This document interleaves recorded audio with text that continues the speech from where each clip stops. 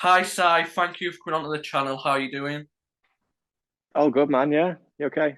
Yeah, not bad. Cheers, thanks. Yeah. So you're a singer-songwriter, guitarist, producer. If there's anybody watching that hasn't heard your music yet, how would you best describe it? I usually coin it as it's big beats with guitars, so it's kind of like I say a mixture of I don't know hip hop, dance music, but then with a lot of like guitars layered over that. Yeah, yeah. So the name Vega Rally, where did that come from? It came from I was watching Pulp Fiction one night, and John Travolta's character is called Vincent Vega, so that was in my mind, and then I was watching a music video for Blossom's Honey Sweet, and they're all on like vintage BMXs and stuff. So like rally BMXs, and I just had the two in my head and then stuck them together, and that was that. Yeah, it's impressive that you do everything on your own. Did you always want to be a one-man band, or is it just something that happened? It just happened really. Like growing up, I was in, like you do when you're young, I was in loads of bands, just messing about, but never seemed to go anywhere. And I'm sure anyone who is in a band has found like it's quite hard to organize people at times. And I just wanted to go when I wanted to go. And I guess because I'd acquired like all of these instruments, like I started on the drums when I was maybe 8 years old. That's the only thing I've had like proper lessons for. And especially as when I got into production, it was kind of that was the moment I realized, oh, I can actually, put all this together myself and do it when I want to. So it just happened that way, really. I never set out to it. It was just sort of out of necessity. You've mentioned that your music's a mix of genres. What bands or artists were big influences for you? I guess with the EP that's just come out, definitely like Happy Mondays, Stone Roses, were a big influence. And I think that kind of blending of dance music and guitar music together was something that when I first discovered it, I was like, wow, that's kind of like, that's it. That's what I'm going for. Because I was into producing like beats and stuff, but then I was always playing guitar and it just seemed like the perfect way to put them together. So yeah, definitely those two were a big one. Um, I've got your EP here actually. Is it okay? Oh, sounds nice. Yeah. Is it okay if we talk about the songs on there Yeah, of course. and how they came about, how you wrote them or produced them, anything you want? So Infinity '93. Yeah, that the majority of the tunes on the EP I made maybe 6 years ago, maybe even 7 years ago. I don't know, but I made them in my dad's house in the spare bedroom, and I just kind of got in this routine of I'd get up early in the morning, usually like figure some drums out and have a drum loop going around, and then I'd pick up the bass and stick a bass line down, and then I'd pick up the guitar and put a riff down, and I did that until I'd mapped out the full song. This is before lyrics or anything, so then I kind of had like a full track ready to write lyrics to. But Infinity 93 were really like I didn't actually write the lyrics down. I literally hit record, went up to the mic, and then the first line is what just came out. And then Yeah, I kind of just ran with it. Yeah. yeah, it's a great tune that one. What about Come Out and Play? That was the most recent one. I think I did that last year because I had the three other tunes I made all those years ago at my dad's, and then we needed a fourth to finish the EP off. That's what the label had asked for. So I recorded that in our cellar um, in a two up, two down terrace house. Which, if you hear the vocals, especially, like it's really echoey, which you can expect in a cellar, but it kind of worked out well. But yeah, that's a bit, it's got a bit of a fool's gold rhythm to it. The riff is quite "Fucking in the Bushes" by Oasis. It's a little bit like that. So yeah, that to be honest, there wasn't much thought got into that. It was just I wanted to make a tune that I had it in my mind that I'd always play it second in the set. So you Yeah. start off with like a big one, and then you need something kind of equally as powerful to kind of follow that up. So that's kind of what I was thinking with that one. The next up is my favourite on the EP, This Moment. Ah, cheers, mate. Yeah, that was the very first tune I made out of all of these. When I kind of sat down to start producing what became Vega Rally stuff. And similarly, started off with a drum beat and then put a bass line on. And when I listen to it now, I can see that the bass line is quite like I Want to Be Adored. You know, like the boom, boom, boom, boom, boom, boom, Yeah, boom. Like I like that feel. So it was a bit inspired by that. And then the main guitar riff, which I guess is kind of like the main hook of the song, really. That was just like a two-part um like pentatonic harmony thing. And I'd say lyrically that one's a bit more, it's got a bit more substance to it. You know, there's talking of finding yourself in some randomer's kitchen at God knows what time and just breathing in secondhand smoke and all of that stuff. And that's kind of like experiences I'd had in the past. And I guess probably a lot of other people can relate to that. But yeah, it's all about, you know, it's all I need is this moment. It's that feeling of that point in the tune, that point in the night on the dance floor, wherever you are at a gig, that you're just kind of like, yes, this is all I need. It's just this right now, you know. yeah. Did you always have the intention of naming the EP after that song? I think so, yeah, because it was like the first one I made out of all of these, and it was the one that kind of stuck. Like, because I've got loads of tunes, you know. If you look to my hard drive, there's just countless, you know, little ideas. But this was the one that really stuck. So it kind of, yeah, it kind of was. If I was going to call it something, it would be after that. Yeah, and then the next one is Back at It Again. Yeah, that I'm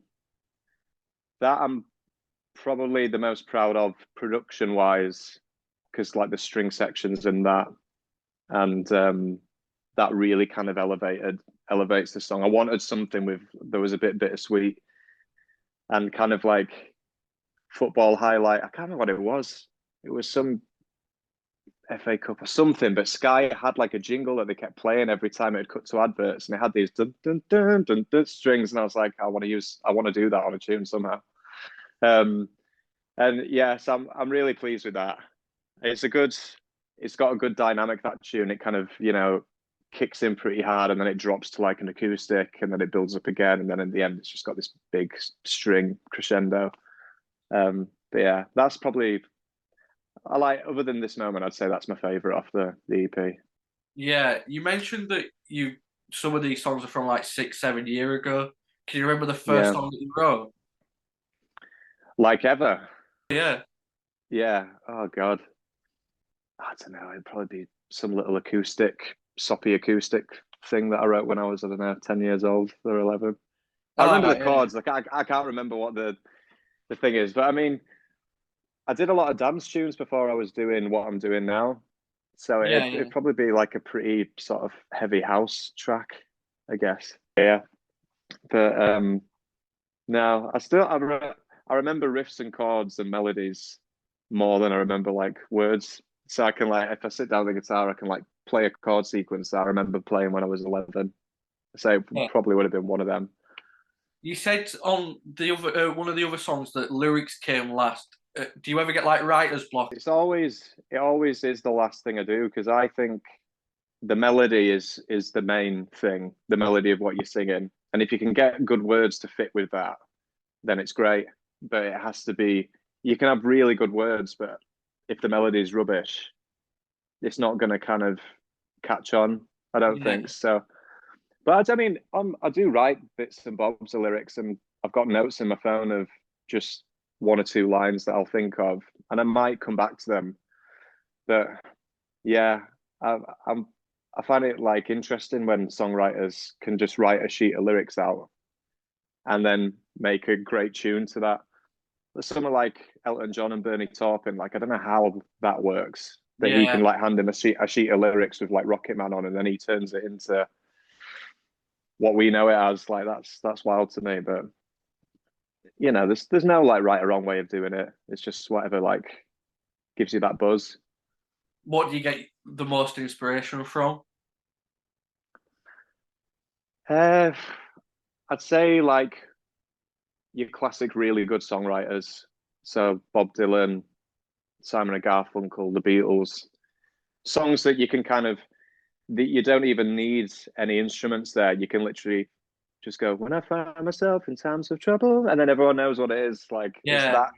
that kind of strength of song, strength of melody, where like a football crowd could sing it, and it doesn't need any instruments behind it. It's just such a strong like song and lyric that I find that the most inspiring. I think, and also it's the trickiest to do. You're If we on could the all do it, we'd all be millionaires. Like, yeah, yeah. You're on the record label Spirit of Spike Island with Jay Fender. Jay Fender runs that from Afflecks Palace. How did you come about getting signed to them? it was in the very first lockdown, so like we were saying, I had these tunes that I recorded years ago, and I did put them online just under my own name, so my friends could find them and hear them basically, but they didn't do anything like commercially or out. And then in the first lockdown, I had the idea of releasing them, but under like more of a band's name. So it was more like an idea, like Tame Impala. I don't know if you are into them, but he does that. It took me ages to figure out that that was just one guy. Yeah. Well, that was the same with Uh, you. I thought you were a band when I first heard you. yeah, everyone does. I've played gigs. People have come to gigs and got off, and they were like, "What the fuck?" Like in a good way, like, but Yeah, they're yeah. just like, "Wow, that wasn't what I was expecting." But yeah, I've thought, well, if I re-release them as a like under a band's name, it can kind of be bigger than just me. You know, it can be a bigger sort of concept, a bigger idea. So I made a Instagram page, put a couple of tunes on there, and that's when Jay from the label found it. He contacted me, and he thought the same actually. For ages, he was like saying, "So how many of you in the band? How old are all of you?" And I was just like swerving the question. I wasn't even answering him. I'd just be like, "Oh yeah, I've been playing guitar for like how many years, whatever." And then eventually, I think he clocked it, and he said, is it just you? Is it just one person?" I said, "Yeah," and I think he kind of liked that more, to be honest. Yeah. Um, and yes, I sent him basically nearly all the tunes off the EP, and he signed us off the back of that. Nice, nice. Well, Affleck's Palace are on that label and Pastel. They're both great bands, and you've played gigs with them. What were them shows like? Oh, mint, mate. Like for me, it was my first experience kind of touring. Um, And so yeah, it was great. Like we all get along really well, which is nice. And yeah, just going from like city to city, having a bit of food together, and then going and do the gigs every night. Like it was great, and the crowds were brilliant. I think every night was pretty much sold out, so it was yeah, it was a really good experience. Was it quite daunting for you going out and doing your first kind of shows? A little bit, yeah, because it's a bit different what I do, especially live, because I have my guitar and I sing, and then I've got all my electronics around me Yeah, and bits and bobs, which is if you're going to see like a gig where it's primarily bands, that can seem a bit odd. So it took me a while to kind of get comfortable because I just didn't know how people were going to take it. yeah, yeah. Um, but then after the first night, I think the first one I ever did with them was King Tut's in Glasgow, Oh, yeah. and like after that, the response from the crowd was so good. I kind of was like, all right, I can sort of relax now and enjoy myself a bit. But yeah, it was definitely a bit daunting at first. And also, you're on your own, so like if you mess up, it's not like you can turn around to your bassist or your drummer and go like, "What the fuck are you doing?" Yeah, shared Like it's learn. obvious. It's all on Yeah. you. Like it's obvious if you make a mistake, like there's no one else to hide behind. Like you've just got to ride it out yourself. So, but no, it was great. Really good times. In terms of music, have you got a sort of bucket list or anything you want to do or achieve? Yeah, that's a really good question. Um, I've kind of got into. I've always been into like folk music, Yeah, acoustic, like singer-songwriter stuff. And it's going back to that. If you can strip a song down and it can stand on its own 2 feet with the basic bare elements, I think that's a sign of a very good song. So I would like to do maybe not fully acoustic album like per se, but I'd love to strip things back um, and then maybe add a few electronic elements on top of that. But yeah, that I mean, if we're talking like proper dream time, obviously, I'd love to play Glastonbury. I think every musician would want to do that. I'd love to play or work with an actual string section, like a live string section. yeah. I think that'd be mega. Um, but just to, I mean, the real goal would be to, be able to earn enough money to do music full time. Yeah, yeah, I'd be happy with that. Obviously, you want people to listen to you, and in order to like be able to do it full time, you need some level of like popularity, don't you? But if I could, if I could just wake up in the morning and do music all day and like pay my bills doing that, that's where I want to get to, basically. well, I've got some sort of, well, a kind of quick fire, but you can take as long as you want to answer them. It doesn't matter. But just to get to know you better and your music and stuff. So I've started off with your favorite ever album. Favorite ever album? I think it would probably be White Ladder by David Gray. I kind of it's funny because that was an album my mum used to play me when I was younger, and I fucking hated it. Like I don't know, I just didn't get it at all. But then I think it was when I started producing my own music, and you seek out people who do it all themselves to kind of get some ideas and like get a few tips. And then I discovered that he recorded that album himself in his bedroom, and it's like, well, it's the best-selling album in history in Ireland. I think it's like in the 20 something best-selling in the UK of all time. Brilliant songs, but then also the blend of like the electronic side on top of real pianos and real acoustic guitars. I just thought it was amazing. Um, and yeah, I can listen to that from top to bottom and not get Yeah, bored of it. yeah. What's your favorite ever song then? Uh, it'd be Mr. Tambourine Man by Bob Dylan. Just because Yeah, that was the first time I kind of, so I grew up playing guitar and I was into sort of like your classic like Green Day and whatever you're into when you're like 11 or 12. Then I got massive into like dance music and just producing. I kind of put the guitar down for a while. But it was when I saw a video of him singing that song at Newport Folk Festival, I think it is, in like 1964 or 5 on YouTube. And just the words, like his lyrics and how simple the melody was and how transfixed like the whole audience is. That was when I saw that. I was like, that's something you can't do on a computer or a yeah, synthesizer. Like that's like next level. So yeah, and I always go back to it. It's yeah, I think when it comes down to that's my favorite ever song. yeah. He's one of the greats, there, Bob Dylan. Yeah, phenomenal. It's just you just like cut off your left hand just to write 2 lines of one of his songs. Do you know what I mean? Like Yeah, that kind of like spot on, and it's weird because it's so obvious when you read it back. You're like, fucking hell, like why didn't I think of that? Like, it seems so obvious when you like read it. It's like somebody revealing how they do a magic trick or something. You're kind of like, oh yeah, of course, it's yeah. easy. Do you know what I mean? It just strikes like so true to you. But yeah, he's one of my all-time favorites. Well, that leads me on to my next one. Who's your favorite ever band or artist? Uh, if we went with a band, it would probably be. Let me think. It's really tough in it because it depends what mood you're in. Yeah, I think, exactly. I think, I think. I mean, this is a really broad one, and it's a bit cliche, but it'd have to be the Beatles, just because there's so much in there. Yeah, Like from like ballads, like rock songs, to more like far out psychedelic experimental stuff. So there's a lot there. So yeah, go with the Beatles. It's a safe option. What were the first gig you went to as a fan, and what was the first gig that you played?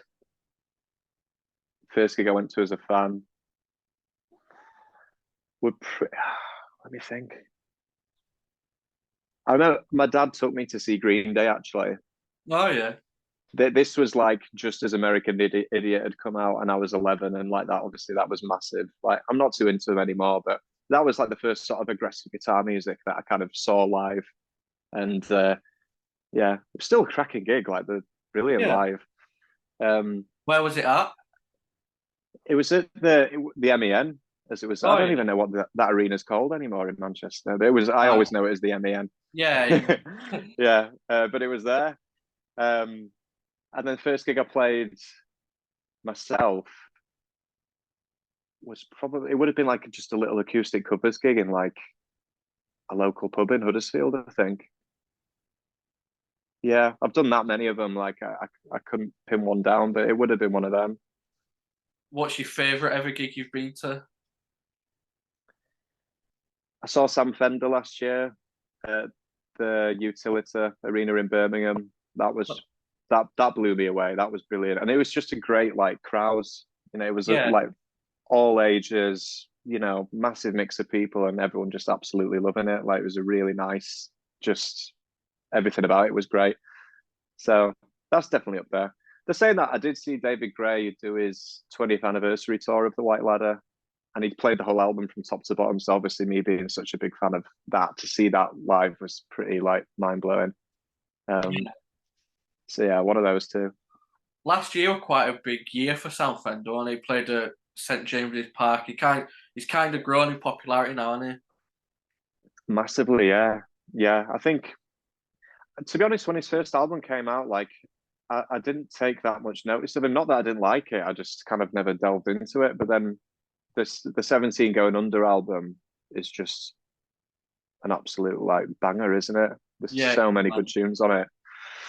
And like when I saw him live, like it's such a classic thing to say. It's like something your dad would say, but he sounded exactly like he did, like on Yeah. on on the record. But that's impressive. I get really impressed with that when somebody can just like switch it on and recreate like that sound before your eyes. I think that's kind of like the magic of live music. Yeah, that's what shows a great artist, isn't it, when they can do it live. Yeah, 100%. Do you prefer going to gigs or festivals? Um, I'd say, to be honest, as I've gotten older, I'd say gigs. I used to love festivals growing up, like they were the best. But it was just, I think it was just the time as well, because you go in there with all your mates from school, and it's like you're just like a little gang, like roaming around this absolute madhouse.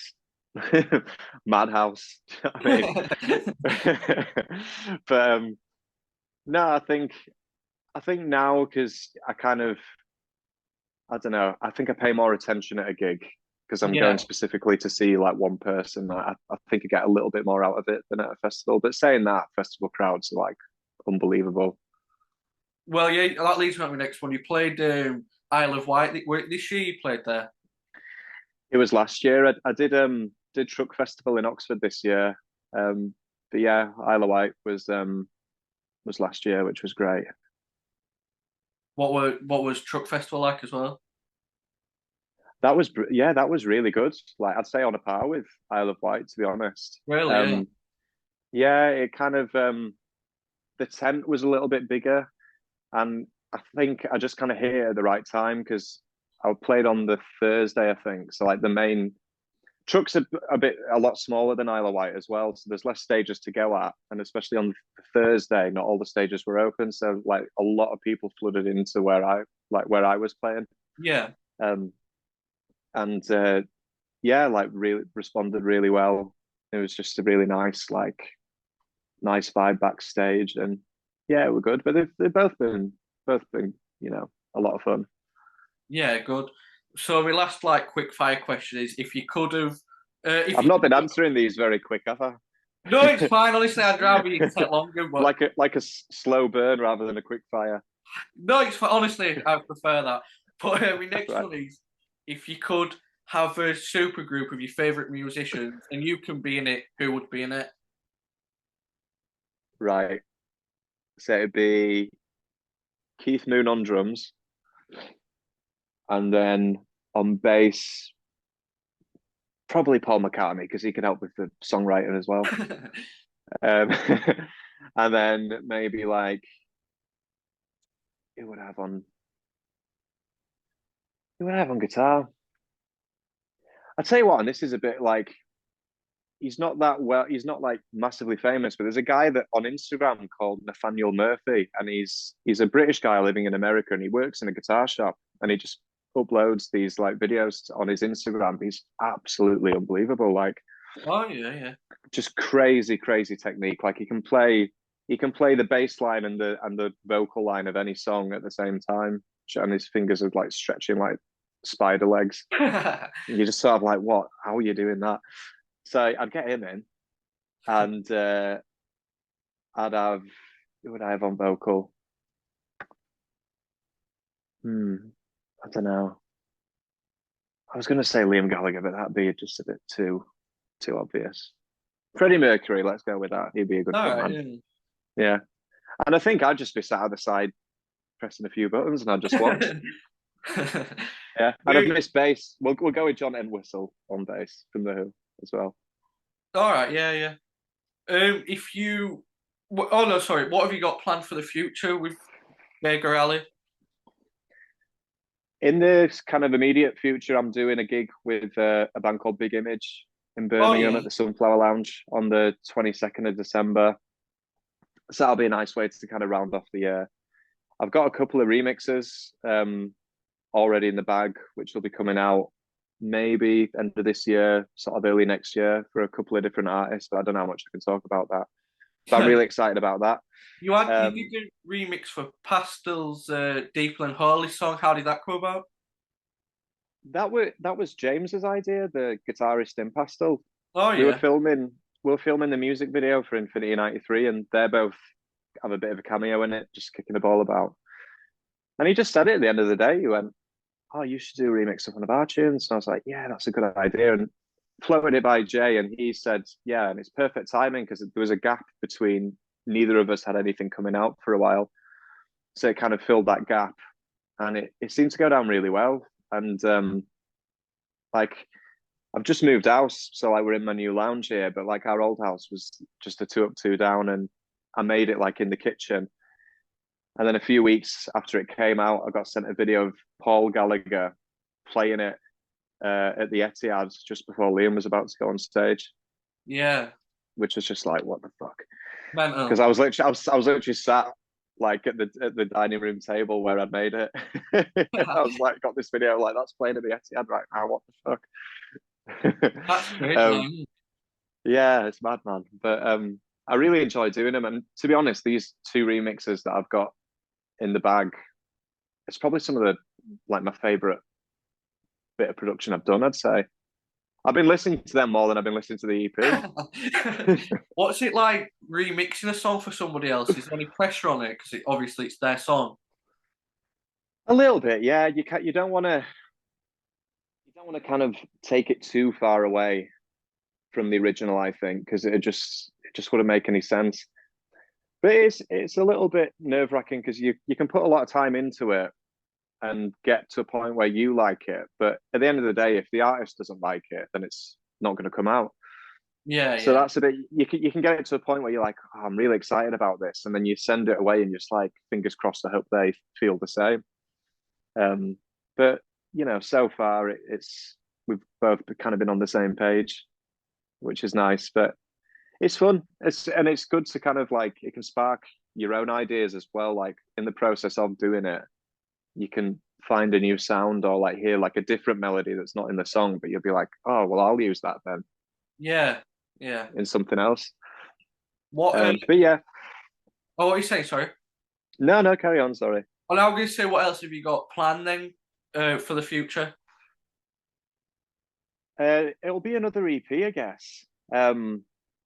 We've kind of, from the support of people like yourself and then everyone who bought the EP and got it into the charts, means that we've kind of recouped enough money to be able to go and do another one, which was the goal anyway. Like I kind of I didn't have any thoughts of it being in the charts. It's amazing, but I didn't like hang my hat on. Oh, that's definitely going to happen. Like Yeah, wasn't the reason why we put it out basically, but it's a really nice thing. But yeah, that through that support of the fans, of the music and of the label, it means that we can do it again. So I guess it'll be another EP, which I've already got a couple of tunes in the bag for it. So I'll just get my head down and start coming up with some new things. there's a lot of great bands and artists around, like yourself, Pastel, Afflecks Palace. There's loads, but what do you think is going to happen with the future of guitar music and electronic music? I think guitar music is definitely on the up for Yeah, sure. And that when I saw Sam Fender, that kind of proved that, to be honest, yeah, because there was people from like the '60s down to like kids who were 11, boys and girls and everyone, and that kind of made it. You realize like, oh, it's universal again. Like everyone's into it. So I think that'll just get bigger and bigger now. I think we'll start seeing more guitar music in the charts, hopefully, and at festivals. Electronic music, I think, is always ever evolving. It's hard to predict, but that's one of Yeah. the things I love most about it is there's no um like set way to do it. Yeah, exactly. People are always coming up with new and interesting ways of doing it. I think that more with electronic music will be like the visual aspect, like the Sphere in Las Vegas and like that type of production. I think that kind of goes hand in hand with dance music, especially. So I think, yeah, I mean, I don't know if you've seen like Chemical Brothers and like their Yeah, they're light set show that they like have. that. It's just Yeah. unbelievable. Yeah. So I don't know. Maybe we'll be like levitating off the dance floor at one point and just be like moving about. Well, that's everything. That I've really enjoyed that. It's a pleasure to have you on. The EP's brilliant, and I wish you the best of luck for the future. Nice one, mate. No, a pleasure talking to you. Thank you.